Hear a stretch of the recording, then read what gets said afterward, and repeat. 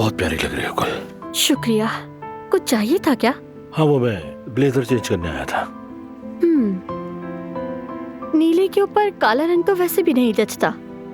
रुको जरा।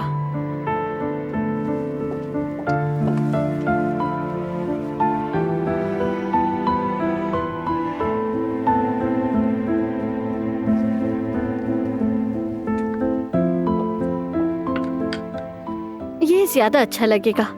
मैच है तुम्हारी पैंट के साथ। वाकई? अरे तुम क्यों जहमत कर रही हो, मैं खुद पहन लेता।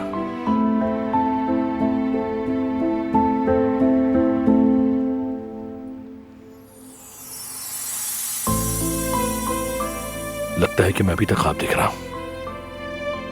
जब तुम मुझे यूं देखते हो ना, तो मुझे ऐसा लगता है कि जैसे मेरे पेट में तितलियां इधर उधर उड़ रही हों। शदीद हलचल मची हुई है मेरे अंदर।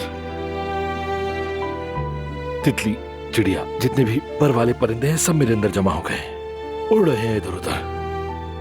मेरी जान, तुम्हें कभी पछताने नहीं दूंगा।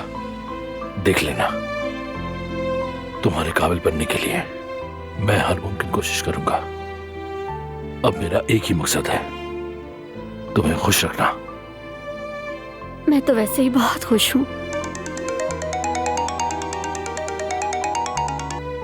जिहान है, मैंने कहा था जब मीटिंग शुरू हो तो फोन करना।